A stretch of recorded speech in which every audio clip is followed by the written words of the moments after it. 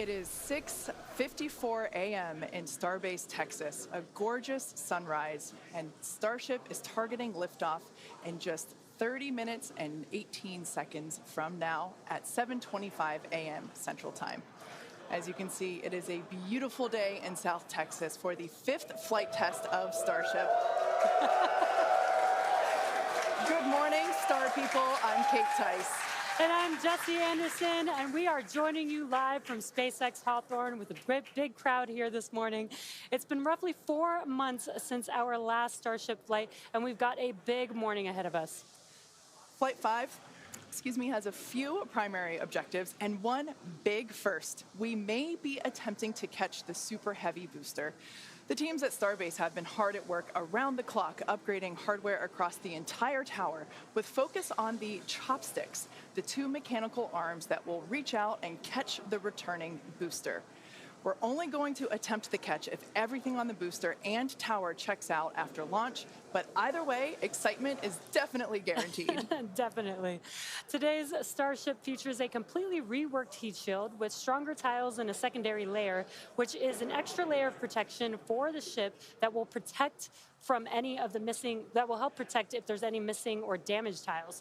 Now, not only did we replace the entire heat shield with our newest generation of stronger tiles for today's flight, we'll also be flying a handful of aluminum tiles that are there to help the team understand the thermodynamic environment during re-entry.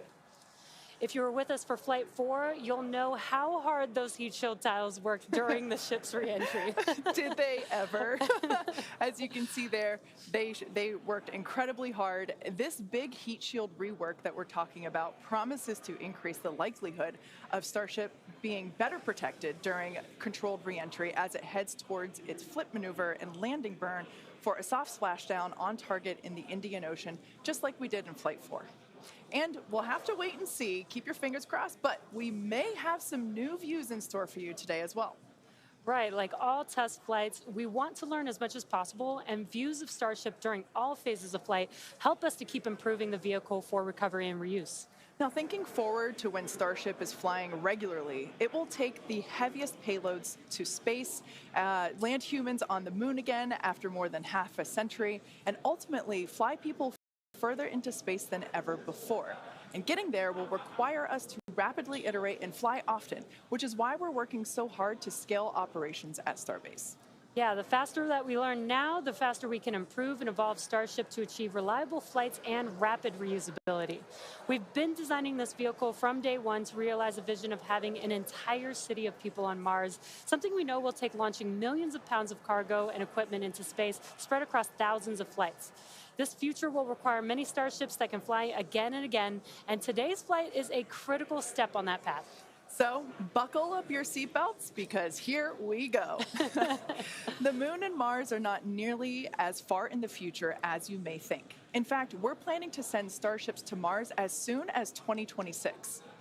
You might be familiar with the Starlink logo, and there you can see it on your screen.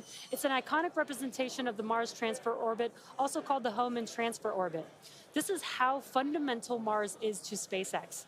This transfer window, or a time when the Earth and Mars are the closest to each other, opens every 26 months and is only open for about 2 to 3 months at a time for a vehicle with Starship's power.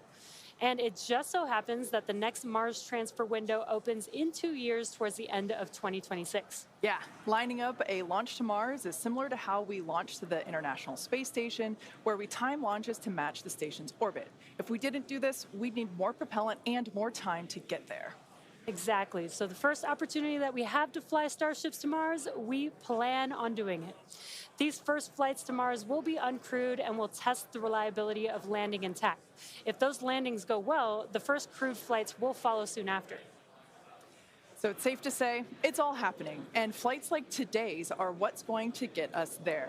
Not only have we made several improvements to the Starship flying today based on what we've learned from our last flight, including extensive upgrades to Starship's hardware and software, we've also made improvements to the launch tower and catch mechanisms. And if you've noticed in some of the live views this morning, our teams have completed stacking the second launch tower, which will be coming online next year. Having two operational launch towers paired with ships and boosters rolling off the line in our new Star Factory will allow us to increase our flight cadence and test even more rapidly. And just a few miles away from the two towers, things are moving really fast at the heart of Starbase. Star Factory is rapidly coming online, with production teams already using the space as construction continues. The 1 million square foot Star Factory brings many parts of the manufacturing process under one roof for the first time, enabling moving as much system integration work as possible earlier in the build process, with the goal of eventually producing hundreds of Starships a year. That's crazy. It's such an impressive building. So, for example, teams can assemble an entire nose cone structure of a ship into a single piece and work on its internal systems all in one place. So if you're working on Starship and you have a question about the steps that you're working that happen before or after yours, instead of having to leave the building and go and find the person or the team with the answer, or waste time sending an email and waiting for their response, odds are you're right next to that person or team, and now you're working right alongside them, so you don't have to wait for a response. Yeah, exactly. It makes it a lot more efficient and faster to communicate. So not only are we rapidly iterating on these spacecraft themselves, but we're also innovating the way that they're made. It's almost too much to keep up with. We're also posting updates on our account on X. If you can't keep up, that'll help you. So if you don't already, make sure that you follow us at SpaceX on X. And I have a feeling it's going to get pretty busy. Oh, that is definitely an understatement. And it's definitely going to be very exciting today. So with that, let's meet today's Starship on the pad. Starship features two major parts: the ship, which has 6 Raptor engines, and the Super Heavy booster, which has 33 Raptor engines. The current iteration of Starship is essentially an experimental vehicle flying for development. With a few planned upgrades, Starship will have 3 times the thrust of Saturn V, plus the added benefit of full reusability.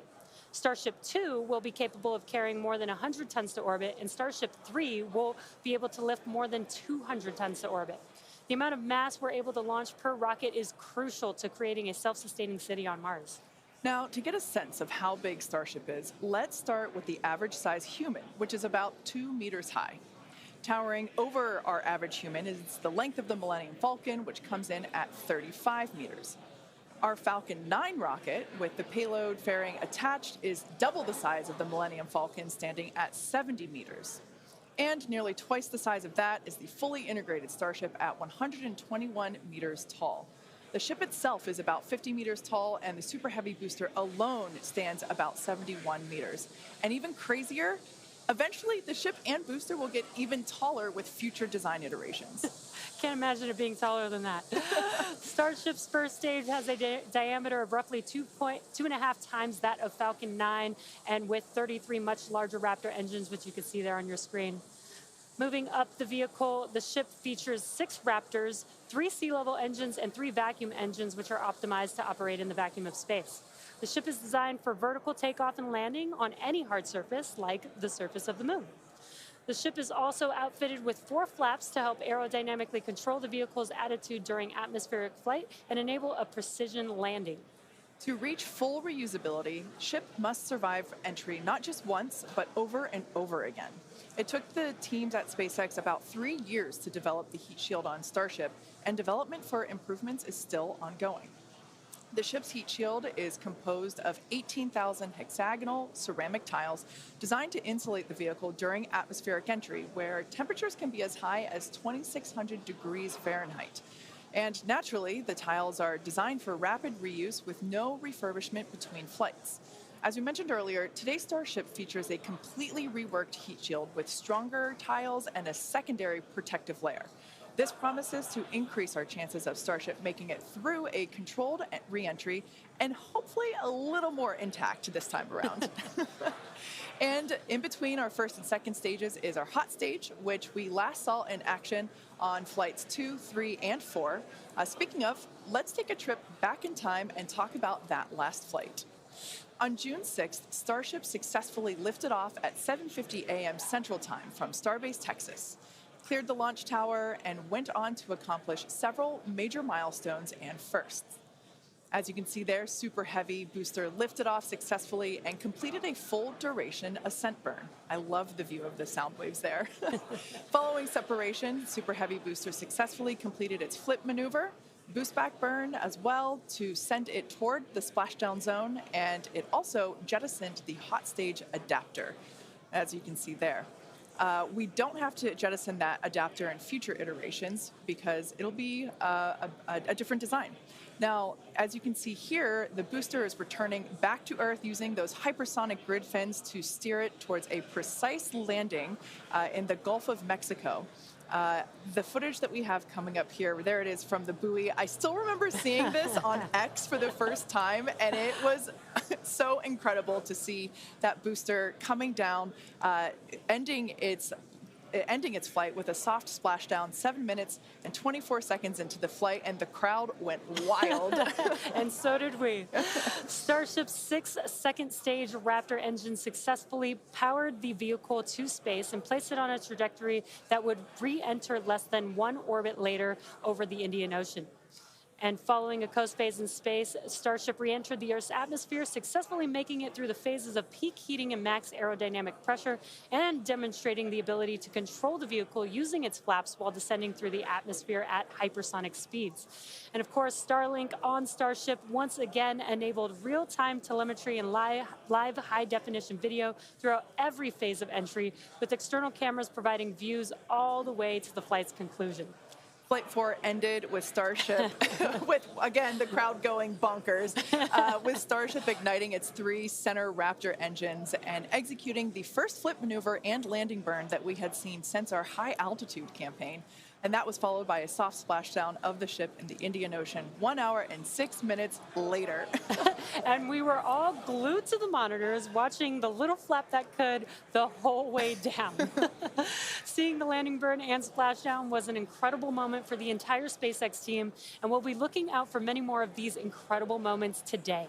All right, so while today's mission profile is similar to Flight 4, we got a couple new test objectives, including catching the booster back at the launch tower. In about 18 minutes from now, Super Heavy will ignite its 33 Raptor engines and lift off from Starbase. A little more than 2.5 minutes into flight, the Super Heavy booster will separate from the ship in a hot stage separation. After that separation, the booster will perform a flip maneuver followed by a boost back burn. And about 2 seconds after that burn ends, we'll jettison the booster's hot stage. As it heads back towards the ground, the booster will either attempt a landing, will have a landing burn, but then will either return to the tower or splashing down in the Gulf of Mexico. Meanwhile, the ship's engines will remain lit for just under 6 minutes during its ascent phase before shutting down for the coast. The ship will coast for about 40 minutes or so, reaching a peak altitude of about 213 kilometers. After that coast phase, the ship will be attempting a controlled re-entry, including a flip maneuver and landing burn, like we saw on Flight 4, just before splashing down in the Indian Ocean. Now, we say attempting because, again, this is just a test and nothing is guaranteed. Except excitement. Well, of course there is that. Now, both the booster and ship have to contend with some extreme conditions on re-entry, which is where those heat shield tiles will be put to the test. For this flight test, we do not expect to recover any hardware from the ship. With the exception of Falcon, this is no different than what happens to most rockets flying today that are expended, meaning that they fall into the ocean after completing their mission. Eventually, we will return and reuse Super Heavy boosters and Starships as we do today with Falcon 9 and Falcon Heavy boosters. And in fact, we've landed Falcon boosters 352 times to date. Oh, man, I hear you say that number, and that is just wild. I still remember the night, or at least most of the night, that Falcon landed for the first time, and it still feels like yesterday. Yeah, definitely one of my favorite moments at SpaceX. And returning Super Heavy promises to be an even more impressive sight and a huge moment on the road to rapid reusability. Yeah, speaking of rapid reusability, future Starship designs will give Super Heavy boosters a lighter weight and integrated hot stage intended for full reusability, which will mitigate the need to jettison the hot stage like we'll do today. Similarly, even though ship recovery is not expected, the telemetry and data we receive all the way to the end is what we're what we're looking for, and is what will get us to a rapidly reusable Starship of the future. Yeah, exactly. In other words, just like previous Starship flights, the payload for this mission is the data. All right. Now that we have a handle on today's flight test, let's check in with Dan, who is right in the middle of the action. He's just a few kilometers from Starship on the pad. How's it going, Dan? It's going great, Jesse. Welcome back to Starbase, everybody. It's been far too long. Little change of scenery this time. Right behind me is the Launch Control Center, where our flight controllers are counting down to our liftoff at 7:25 a.m. Central. We are a little bit later in our window. The main reason is we're working to clear out the range. Have not been tracking any technical issues so far to preclude that launch. So 7:25 a.m. Central, 12:25 UTC is where we're marching down to. As you can see, we're actively loading propellants on board Super Heavy and Starship. Liquid methane for your fuel, liquid oxygen for the oxidizer. Prop load on the ship started at about T-minus 49 minutes, booster at T-minus 40 minutes. We're going to keep loading propellants on those vehicles right down to the wire. Ship will close out at about 3 minutes and 20 seconds before T0, and then booster just about 30 seconds later. Now, with our startup sequence, it's going to look very similar to what you saw on Flight 4. We already tested it with this booster and its static fire. We're going to see the Raptors start to make fire at about T-minus 3 seconds, and then we'll start them up in 3 different banks. The first inner 13 will fire, and then about a second later, 15 of the outer ring engines, and then about 0.8 of a second after that, those final 5. Another reminder, if we need to hold, we have a built-in spot at T-minus 40 seconds. We can hold for stuff like if we need to finish clearing the range or if any other technical issues pop up, just kind of in the last second. But if there's nothing holding us back, we're going to go right past that and go down to 0. So, I mean, as of right now, we're just under 14 minutes away from liftoff, not working any technical issues. Range is expected to clear. We're just clearing out a few more boats. And as you can see, the weather is perfect. We had a 100% go for launch from the weather officer, so that was pretty unprecedented and something we really like to hear. If we're not able to go today, since we are loading prop, it would likely be about 48 hours before our next attempt. But good thing we're going to launch today. Really looking forward to being able to turn around and see it this time, counting down to 7:25 a.m. Central. And I'll see you guys in a couple of minutes. I'll send it back to you in Hawthorne. Thanks, Dan. Now, one of the most exciting objectives for Flight 5 today is attempting to return the booster to the launch site that you see right there, and it will be caught by the tower. We refer to this simply as booster catch. As you've heard us say, Starship and Super Heavy are designed to be rapidly reused, which is why we've developed a novel way of returning the vehicles that leverages the same hardware we use for stacking ahead of flight. Right now, when we recover our Falcon boosters, they either return to a separate landing zone on land or to a drone ship in the ocean, both of which require time to transport the vehicle back to the launch site. In order for us to achieve truly rapid reusability, we need a quicker turnaround. And you can't get much faster than returning the launch vehicle right back to the launch site where it needs to be in order to launch again. For today's booster catch attempt, while there are thousands of criteria that need to be met, there are 3 primary gates that will be in play.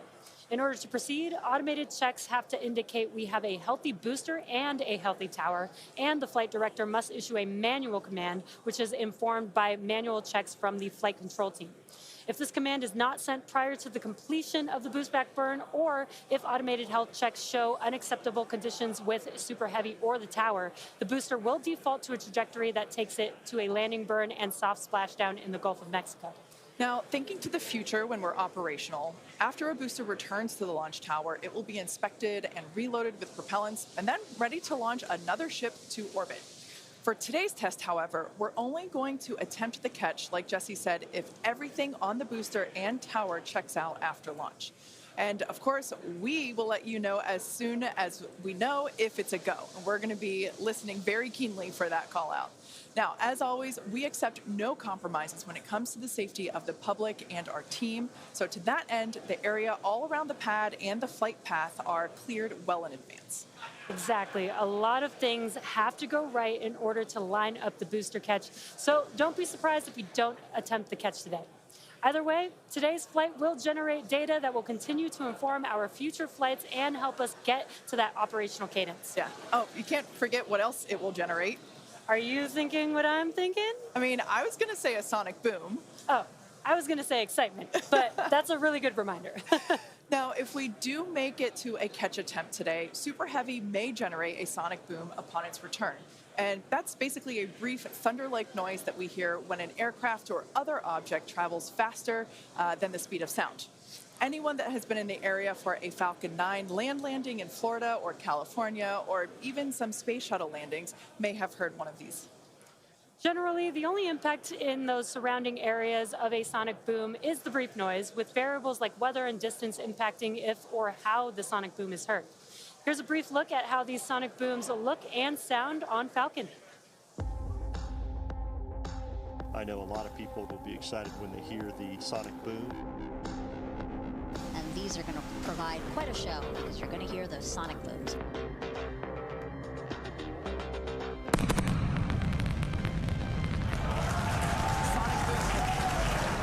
Booster landing leg deployed.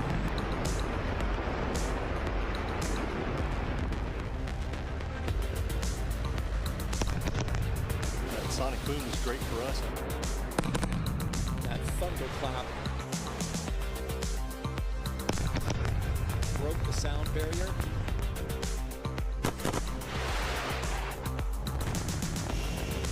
Side booster separation confirmed.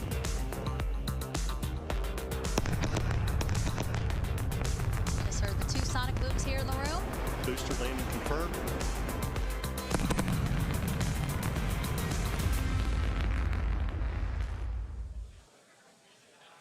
As our test flights continue, we plan to demonstrate ship-to-ship propellant transfer, which will be important in preparation for Starship taking astronauts to the moon as part of NASA's Artemis program. SpaceX will perform one uncrewed demonstration flight before NASA's Artemis 3 mission, which will be the first human surface expedition since 1972. Also, in preparation for missions to the moon and Mars, we're gaining tons of knowledge from our human spaceflight missions, including free flyer flights like our recent commercial astronaut mission, Polaris Dawn. Polaris Dawn was the first of up to 3 missions in the Polaris program, which is demonstrating new technologies, conducting extensive research, and will culminate in a flight of Starship with humans on board. After nearly 5 days in orbit, Dragon and the 4-person Polaris Dawn crew safely splashed down on September 15th off the coast of Florida, completing the first human spaceflight mission of the Polaris program. The Polaris Dawn crew performed some incredible firsts during their mission. Dragon and the crew reached 1,408.1 kilometers, the highest Earth orbit ever flown, and the farthest humans have been from our planet since the Apollo program. The crew also performed the first ever commercial EVA, or extravehicular activity. And as you can see there, they were wearing the new EVA suits that we developed here in-house.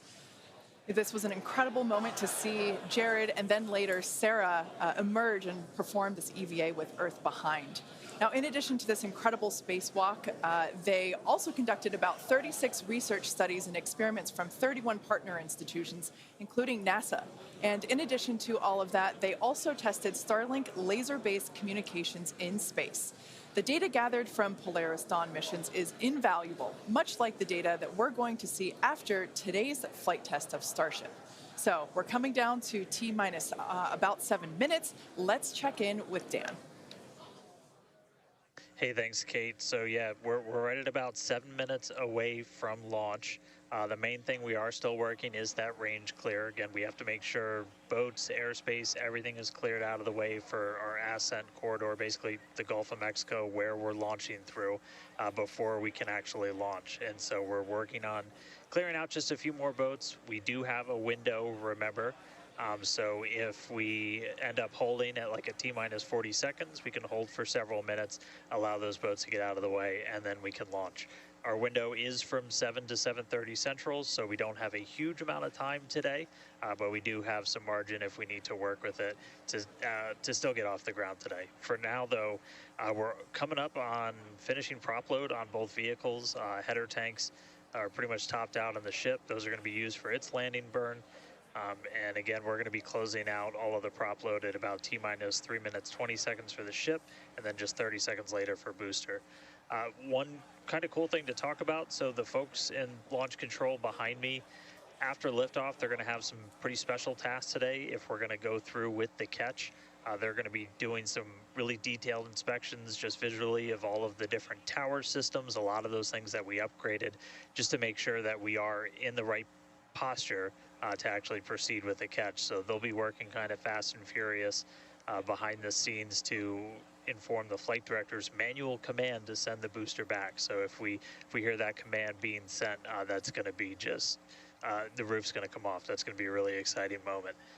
So otherwise, if we don't go today, as you guys talked about, there is a chance, and if we don't send the booster back, we'll do a landing burn and a splashdown in the Gulf, and then that's just another landing burn to gather more data, learn more lessons from, and then we'll come back and try the catch again on the next one.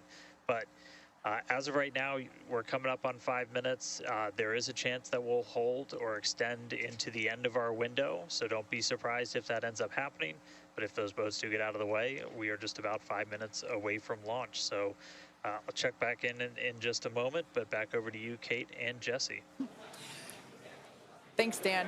Our rapid iterative development approach has been the basis for all of SpaceX's major innovative advancements, including Falcon, Dragon, and Starlink. Today, we're testing hardware and systems, and we need to know how they perform under the most extreme conditions. We'd much rather find the bugs now during testing than later on when there's more on the line. And to reiterate, while we do determine an acceptable level of technical risk on our vehicle and pad in order to learn as fast as possible, we accept no compromises when it comes to the safety of the public or our team. So that is to say, this is only the 5th of many future flight tests of Starship before it becomes fully operational. You might remember the Starlink panels that are incorporated into Starship, and you can see them there on your screen, those rectangular panels on Starship's nose cone. Starlink brings us the epic views in space and on re-entry, and also helps deliver us the critical flight data engineers need to continue development. In addition to enabling our rapid iteration on Starship, Starlink is also enabling life-saving communication here on Earth. SpaceX is sending tens of thousands of Starlink kits in response to Hurricanes Helene and Milton, and providing free service through the end of the year to support recovery efforts. The Starlink team also worked with T-Mobile to activate our direct-to-cell satellites to provide basic texting on T-Mobile and emergency alerts for all phones and carriers of those in affected areas. If a phone connects to a Starlink satellite, it will have 1 to 2 bars of signal and show T-Mobile SpaceX in the network name. SpaceX's direct-to-cell constellation has not been fully deployed, so these services are being delivered on a best effort basis. Starlink is enabling life-saving communication here on Earth and continues to help us push the limits in space.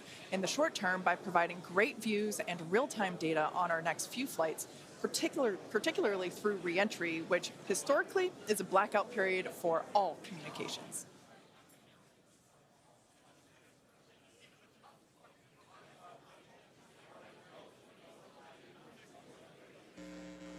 All right, so we're coming up on 2 minutes, 30 seconds away from launch. We were hearing like there was a pretty good chance we were going to hold at T-minus 40 seconds, but surprise, now it sounds like we might not be. So we are just a little over 2 minutes away, so a couple more things going to be happening. We did just close out our propellant load on the ship and the booster, so 10 million pounds of propellant on that vehicle on the pad here at Starbase, getting ready to go. We're going to start clearing out all of the lines that are basically pushing all of that propellant to the vehicles. Those get cleaned out or cleared out on the ground before we lift off. We're doing some final checks on the vehicle, the thrust vector control that we're going to use to steer it, as well as the guidance system doing its final alignment, just a lot of our final checkouts. But we are starting to hear that it looks like the range is going to be clear at our liftoff time of 7:25 a.m. Central, 12:25 UTC. So that puts us 1 minute, 20 seconds away from launch. Still not tracking any technical issues. That range clear is the only thing that's been potentially poking at our launch. So I'm going to start to quiet down. We'll hear our flight director for today, Tristan Pierce, give some of the final call outs. As of right now, we are 1 minute away from liftoff.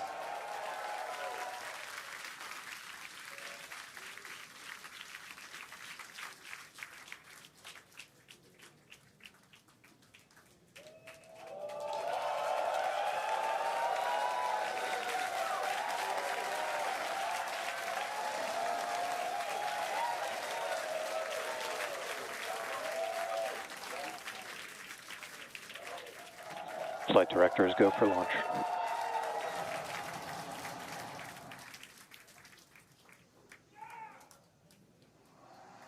Best words you could possibly hear 20 seconds away from liftoff.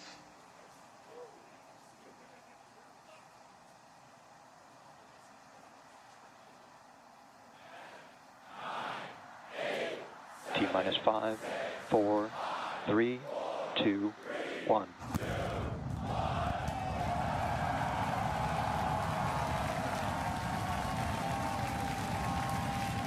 We have liftoff. Vehicles pitching downrange.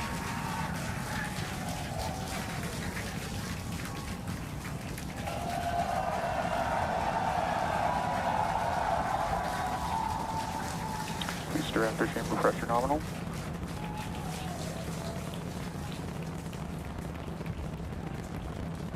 "30 seconds into the flight, the rumble's just starting to reach us here at launch control.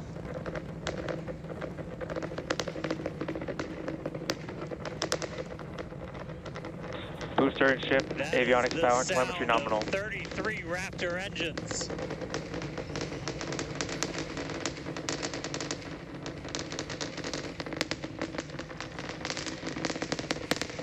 Max Q. Now pass through the maximum aerodynamic pressure, the most stress the vehicle's going to see on the way uphill.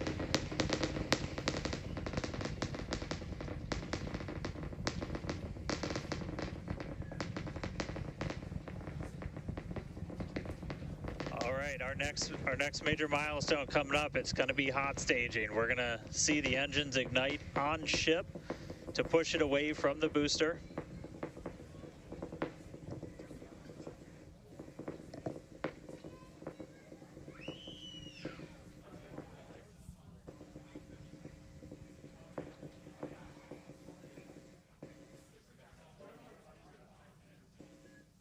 All right, so hot staging is going to be the next thing coming up. First, we're going to see the booster's engines start to shut down, all but 3.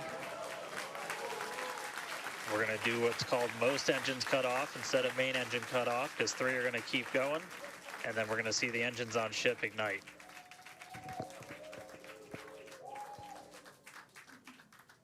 Right now, the tower team is doing their go, no go.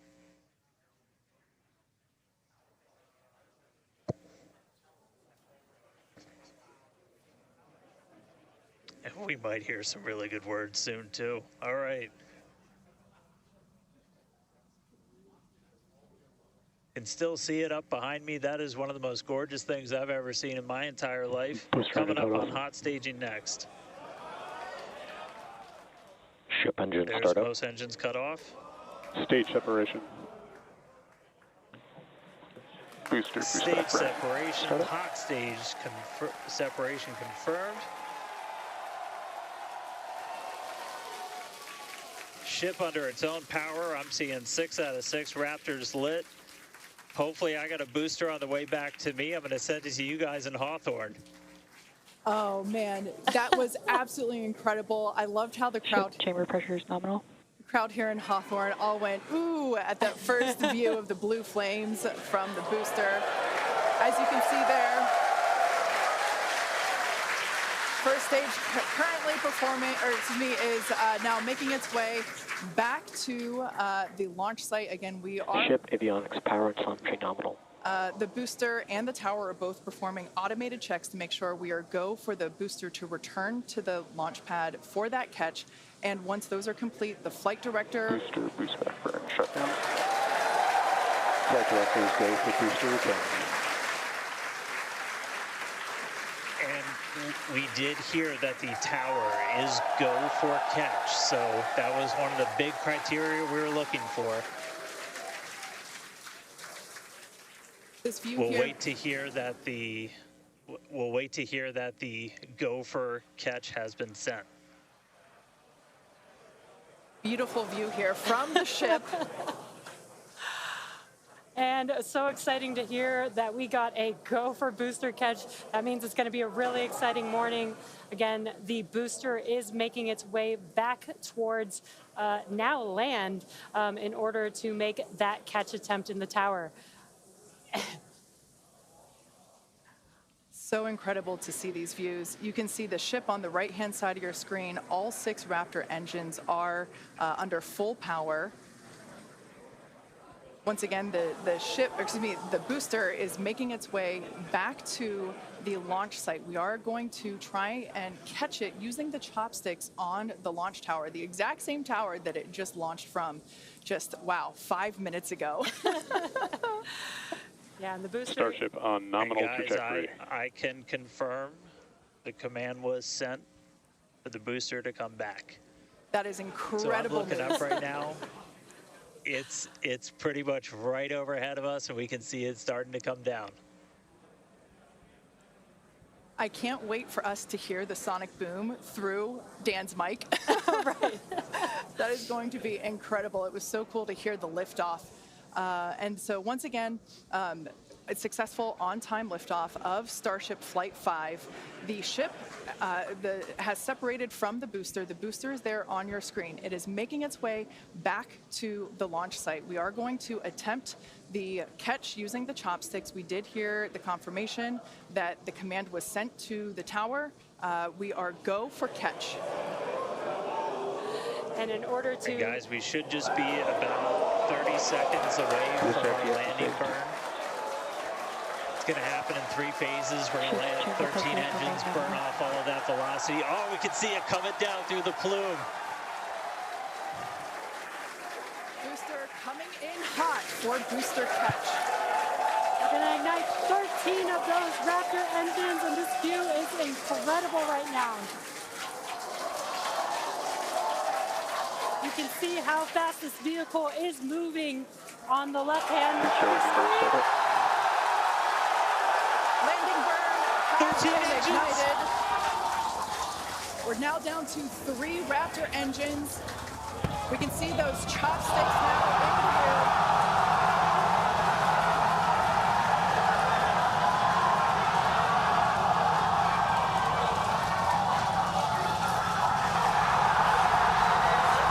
Booster landing burn shutdown. Megadilla had popped the booster.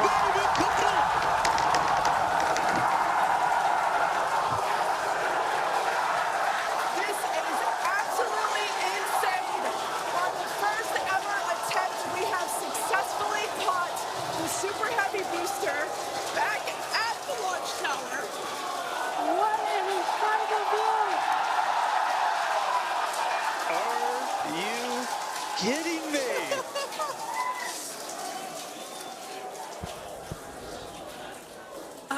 Dan, Wow. I don't know about you, but we're losing our stuff up Starship here. in terminal bed. Guys, I'm sorry. Like, even in this day and age, what we just saw, that looked like magic. That Oh, was- wow. Damn, Wow. your view must have been insane. We are still going wild over here over this. Folks, this is a day for the engineering history books. This is a live view of the Super Heavy booster as it has just been successfully caught back at the very same launch tower that it just came from. Dan, I love this. You are reflecting exactly what everybody else here in Hawthorne, except maybe a little bit more because you got to see it with your own eyes. How was that? Ship We engine got cut off. it. Well, I mean, like, I can't even describe that. Oh, by the way, ship, main engine cut off, ship's in orbit, but I am like shaking right now. That was, Yeah, Oh, this is not, Yeah, I mean, let's check in on ship. it's hard to believe that. Starship nominal orbit insertion. All right, exciting news there. It's hard to believe that, booster isn't the only excitement that we have today. Just confirmation there. A gorgeous view of planet Earth behind the ship. Yes, saved. And it is now in the orbit that we expected it to. This is just an incredible day. Live views there as the booster vents, some pressures there. That is a live view from the top of the tower looking at the chopsticks. I am still in disbelief. I'm trying to catch my tears just like the chopsticks caught the booster. It has been nonstop since liftoff. And we are all so excited about everything that's been happening so far this morning. With the booster having completed its job for today, we are going to take a short break for the next 30 minutes. We'll return back at T plus 40 minutes while the ship continues to coast before re-entry. Oh, man. And as with previous flights, Starlink may actually enable us to talk with the ship through re-entry with no communication blackout. We, of course, are still testing Starlink during this phase of flight, so nothing is certain. But if we do have views, we'll be sure to bring those to you live. Views or no views, we'll see you back here at T plus 40 minutes for coverage of Starship's re-entry, flip maneuver, landing burn, and splashdown.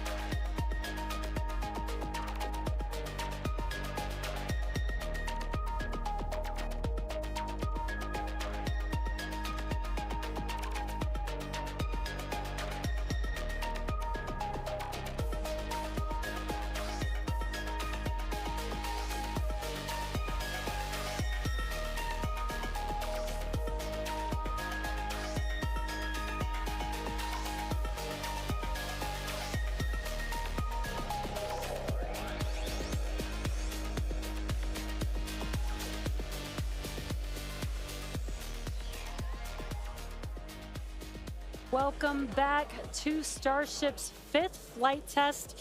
It has been an exciting day so far. Even the crowd here is still so excited. We lifted off from Starbase at 7:25 a.m. Central Time. The Super Heavy booster and ship had a successful separation, as well as a good boost back burn and good separation of the hot stage adapter. The Super Heavy booster then completed the landing burn with 13 Raptor engines igniting and slowing down the vehicle perfectly for Mechazilla to catch the Super Heavy booster for the first ever land recovery of the vehicle.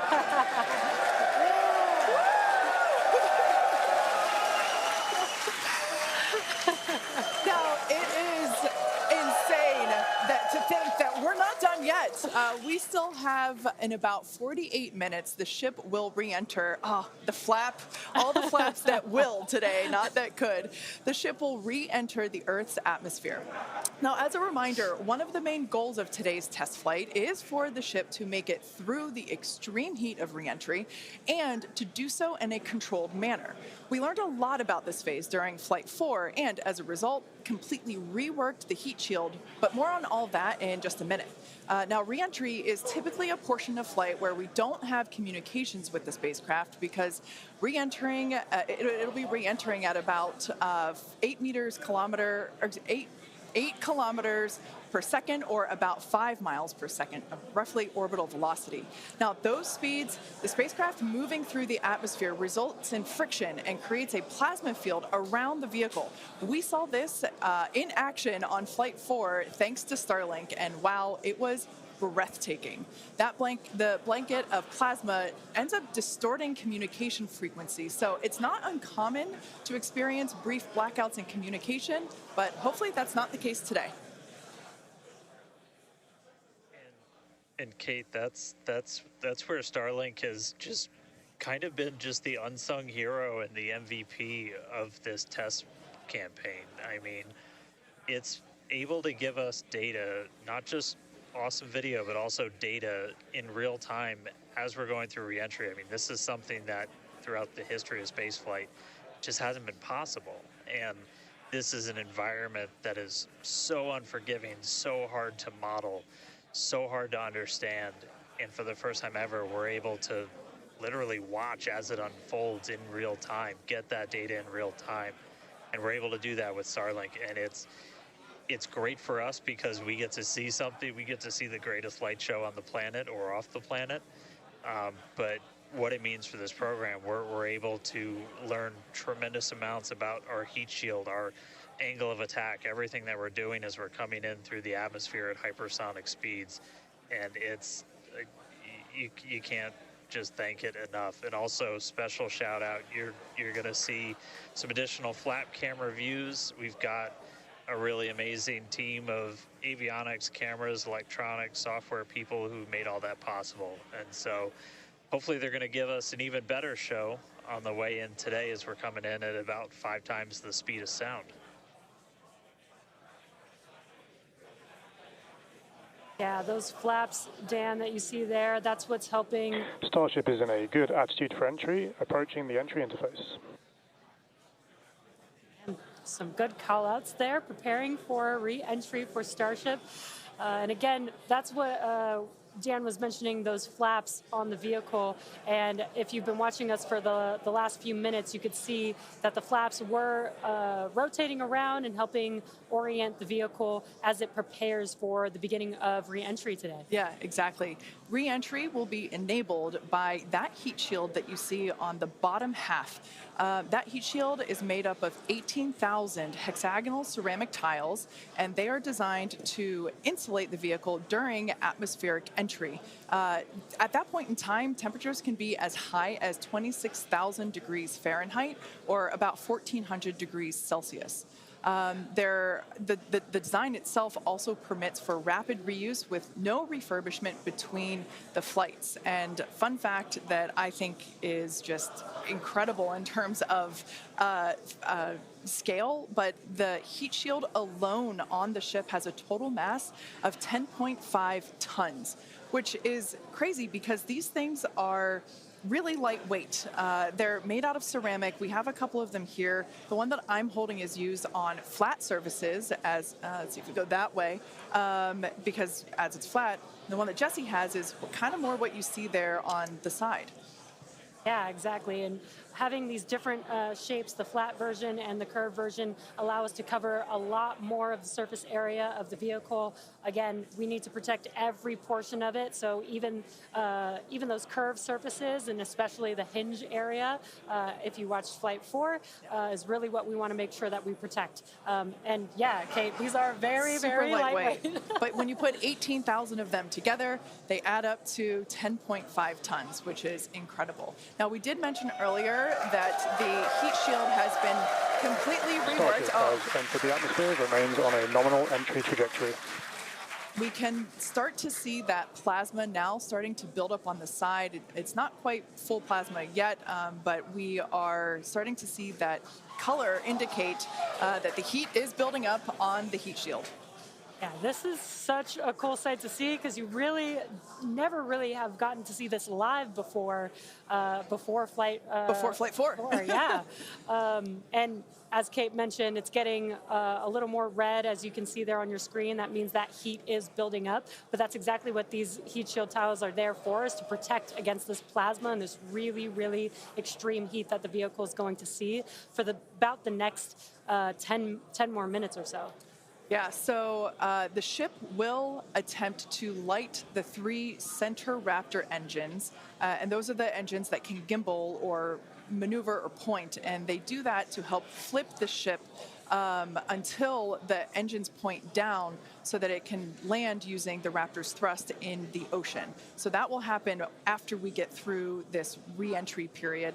Again, now starting to see, and we also might start to see the flaps actuate a little bit here as the vehicle controls its roll during re-entry. That was one of the main learning points from Flight 3, was the roll control didn't work quite as well as we wanted it to. We learned that we needed some redundancies, so we added more roll control thrusters, and we'll see those in action as well today, as that was a Flight 3 learning that worked better on Flight 4 and still enabling that same design today.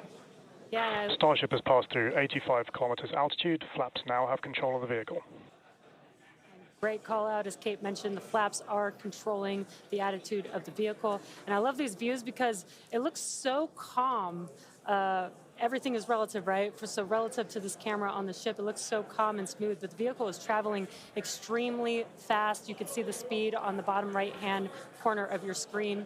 Starship is designed to land on Mars, where there are no runways or other humans to help out. So we also want rapid reusability. So we're doing propulsive landing instead of a more traditional means like parachutes. And so we will use the engines on this vehicle to help slow the vehicle down for a vertical landing. Yeah. Now, entry is going to basically happen in 5 phases. The first is low drag. That lasts for about 3 minutes. Next is high heating, and that beginning when heating increases above the heat rate breakup limit. That lasts for about 10 minutes. We then have high dynamic pressure. Starship will continue to slow down and experience increased aerodynamic loads during that phase, and that will happen before reaching Mach 1, about a minute after. Starship is approaching the peak heating phase of entry, remains on a nominal trajectory. Okay, so that was phase 2 that he just called out, that I was mentioning. After peak heating is that dynamic pressure around Mach 1, and that will last about a minute after leaving the hypersonic area, and then we go into subsonic, and then, of course, landing burn. Wow, what an incredible view. The colors are so amazing, and the colors actually also tell you a little bit about the temperature that the vehicle is seeing as well. So I think that's pretty cool that we get this amazing live visual. Speaking of live visual, the flap, we have more views, more cameras on board Starship, as Dan mentioned a few minutes ago. We are hoping that all 4 flaps will stay more intact than they did last time. We did make some changes to the design in order to help enable Starship this. is now experiencing peak heating, remains on a nominal entry trajectory. Great news there. that Starship is continuing along the path that we intended it to fly. You can keep track with how fast it's going and how high it is above Earth using the display that is there on the bottom right-hand side of your screen. And guys, this is where we're really going to see a lot of those improvements from Flight 4 really come into action. Is you guys kind of talked about, so it's called the static arrow. Those are kind of the poke out points on the flaps. Those get exposed to some pretty extreme heat environments, and so we added some additional, basically made it a lot more robust for the thermal protection there. And we learned not just from visuals and stuff like that. We had those missing tile tests on Flight 4 where we intentionally left some out, kept in some backup layers. They're called ablatives, which means they just gradually melt away to help dissipate the heat. And we've got an entire layer of ablative underneath the tiles on this Starship today. So even if you get a gap in a tile or a tile is broken, anything like that, we've got essentially backup options. And what we're really trying to do today is do an on-target landing. As we lost the flaps, you lose a lot of your control, and so we didn't land right on target last flight. This time we're trying to really nail the target within just tens of meters, and that'll just be a really huge step on feeling like we're closer to bringing a ship back. Obviously, there's a lot of work before we get there, but we just caught a booster. We're going to start looking real soon at when we can catch a ship. So the view on your left is as a helicopter passes by Dan, bound at Starbase. The view on your left is a camera that's positioned near the nose of the ship, looking basically down toward the flap. The view on the right is looking perpendicular to the flap. So we're looking basically bird's eye view onto the flap on the left-hand side, and then a worm's eye view from the side with that view on the right. Yeah, sorry about that, guys. Maverick just buzzed the tower. He might be coming back, so. Now, these views brought to us by Starlink, it's incredible that we have this high-definition capability. In fact, that view on the left... Starship is now halfway through the peak heating phase of entry, remains on a good trajectory. So great news there, hearing that we're about halfway through the peak heating phase. Like I said earlier, this lasts roughly 10-ish minutes. And we did hear earlier that the flaps have control of the vehicle, so also good news there. You know, it is incredible that we've basically had views the entire time. Right, yeah, thanks to Starlink. My memory did black out a little bit after booster catch, so I think we had views. But, you know, all through the coast phase, we had some beautiful views of planet Earth behind the ship as it was in its orbit. Yeah, and I also do want to point out on your right-hand screen, we've got a more encompassed view of the flap. As we watched in Flight 4, the hinge area was the area where we got a little bit of that burn through. This view, this new camera view on the ship will help us be able to visually see more of what's happening in that area. And again, we have improved our heating tiles, and so hopefully we've protected the hinge a lot better this time. Landing chill has started. But again, these views are additional to the data that we get on these flight tests that help enable us kind of put the data that we get in the computer to the visuals that we see and try and align those and use that for improvements in the future. Now, we heard a call out there saying that engine chill has begun. This is an indication that we are starting to flow a little bit of the super cold liquid oxygen through the hardware, through the Raptor engine, specifically the turbo pumps, to help ensure that the hardware is at the right temperature before we give a full push, a full flow of propellant at engine startup. So all of that to say, we are getting closer to the landing burn. We definitely are. And again, if you look at the bottom right hand of your screen, you can see the altitude that the ship is, and it has been slowly making its way closer and closer to Earth. We're currently at about 63 kilometers from planet Earth, and you'll see that number trend lower and lower as we get closer and continue through this reentry. Yeah, this is going to go on for a little, actually a while longer. We have about 10 minutes or so, roughly, before we execute the landing, the ignition for the landing burn, starting with the landing flip. So we're making a controlled reentry. This is one of the primary objectives for Starship today, is to demonstrate another controlled reentry, even more controlled than what we saw on Flight 4. And so far, that is looking good.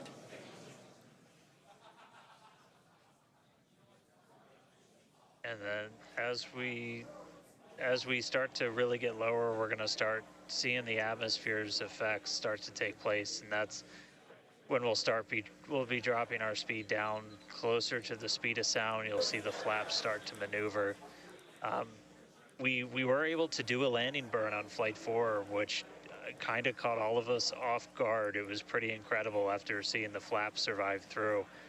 And we're going to try and do another one on this flight today. We tweaked it a little bit, so we're going to try and splash down at a little bit of a gentler angle this time, instead of just kind of hit the water and fall over. And the goal with that is try and keep the ship intact, and then if we're able to then get some additional video of it, again, that's just more data. And everything we can see, everything we can get extra, like a couple extra seconds or minutes of data coming from the ship after Starship has splashdown. passed through the peak heating phase of flight, approaching maximum entry dynamic pressure. All right, we're through peak heating. Coming up is basically max Q part 2, where we're going to hit kind of that part of the curve where we're still moving really fast and the atmosphere is just dense enough that we're feeling the most pressure, but hopefully we're going to start feeling a little bit less heat now.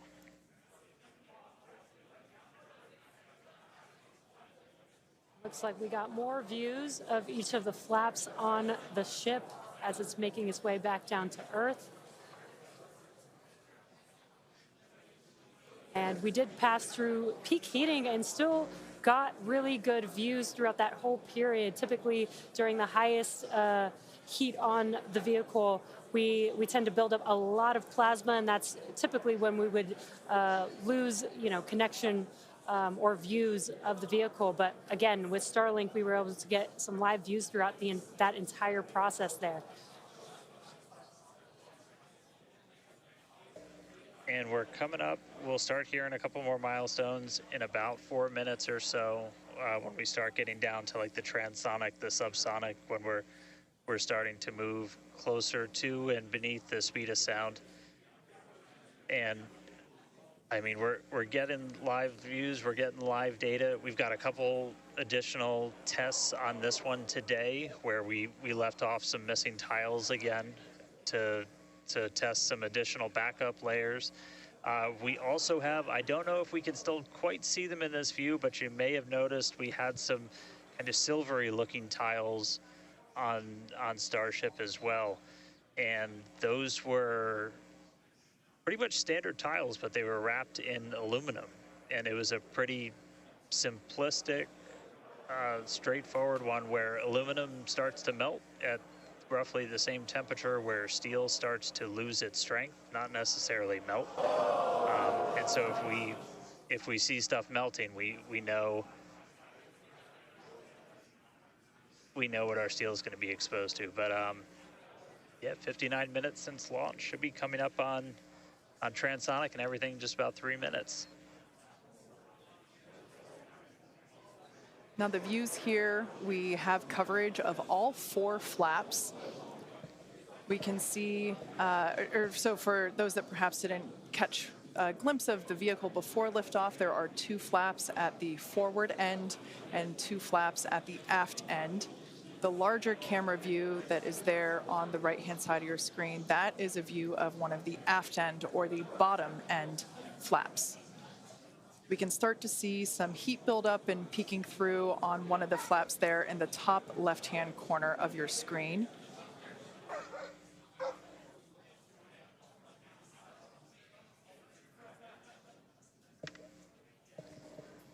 Once again, Starship now at T+1 hour and 9 seconds into its flight today, re-entering the Earth's atmosphere. Currently about 45 kilometers above the surface of the Earth, now 44. We are targeting a soft splashdown in the Indian Ocean, about, northwest-ish of Australia. And we are attempting to, as we did on Flight 4, perform a flip maneuver as well as Starship is at maximum entry dynamic pressure, remains on a good trajectory. All right, so that is great news there. Like Dan said earlier, this is basically max Q part 2. So this is the greatest amount of aerodynamic loads that the vehicle will experience during its flight. It's coming back through the Earth's atmosphere. It was above the Earth's atmosphere in space where there was no friction. We can obviously see heat as evidence of that friction buildup. The atmosphere is actually helping to slow the vehicle down. If you're watching the telemetry in the bottom right-hand corner of your screen, you can see that speed decelerating rapidly.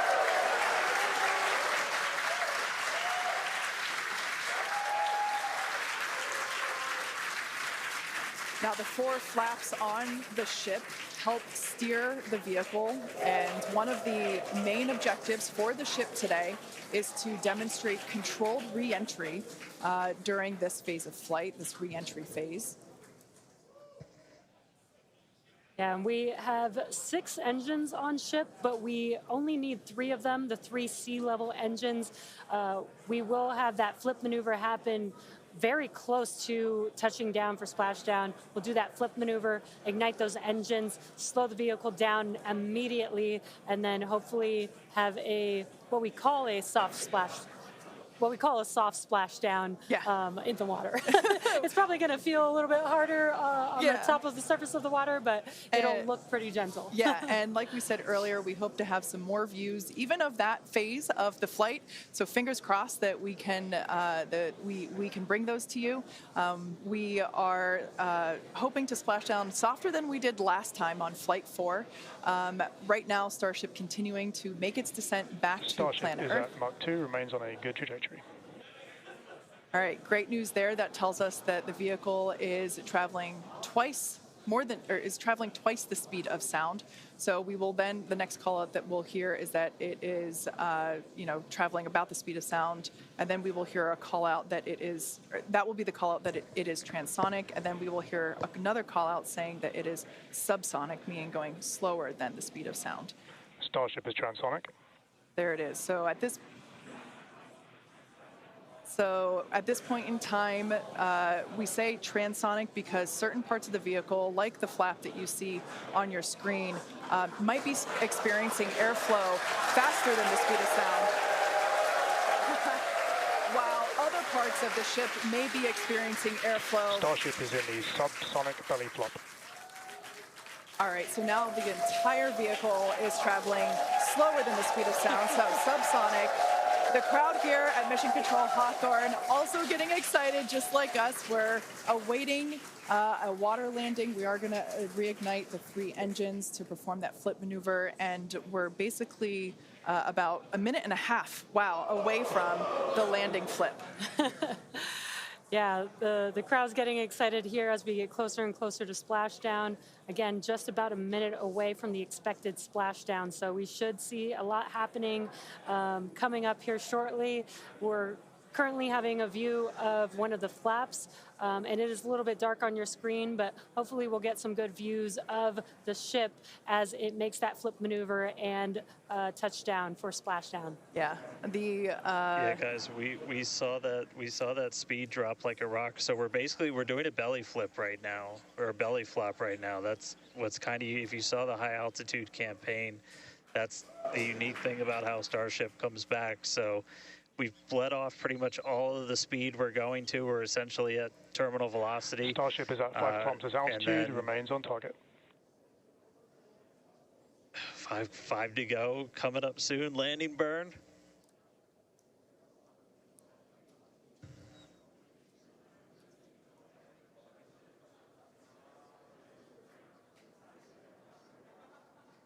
Two kilometers away. Starship is on target, approaching landing burn startup. So keep an eye on the bottom right-hand side of your screen as well. That will be the indicator when the Raptor engines ignite, if we are unable to see that illumination ourselves. Landing burn startup.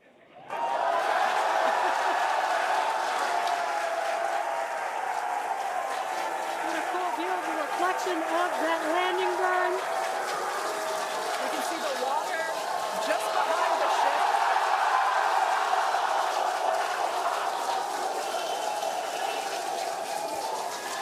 Starship has landed. An incredible view. I think it is safe to say we have a ship in the water.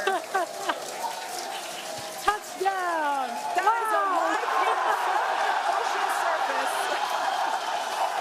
What an incredible end to Starship's journey. A live view from a buoy that we had out at the landing zone. An incredible view of ship landing just about on target as they were calling out. That was amazing. And we were not intending to recover any of the ship's hardware, so that was the best ending that we could have hoped for.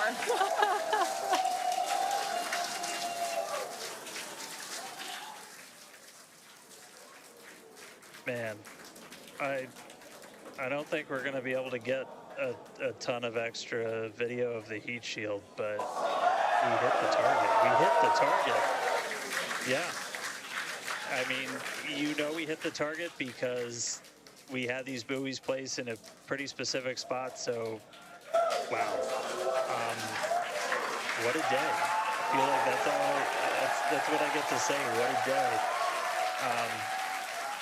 I mean, everything started off today with that launch. We were able to lift off towards the end of our window, 7:25 a.m. Central Time.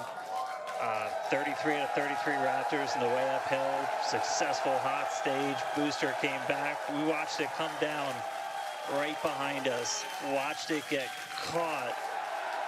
And that broke my brain for a while. I'm really happy we had coast for a bit, but that's first ever booster catch, major step on the way to rapid reusability. And ship just gave us one heck of a show, making it through a controlled re-entry this time, flaps intact, made it down to the water. Hey, Starships were meant to fly, and it sure as hell flew today. So let's get ready for the next one. Over to you guys. They were meant to fly, and they were also meant to be caught by Mechazilla. Yeah.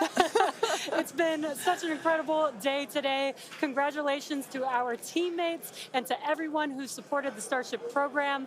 And thank you to all of our future customers for your support. And we'll also like to thank the people of Cameron County, Texas, as well as the Coast Guard, the Federal Aviation Administration, the Government of Mexico, and the Australian Space Agency. Now be sure to follow SpaceX on X for more updates on today's test flight and, of course, for future Starship news.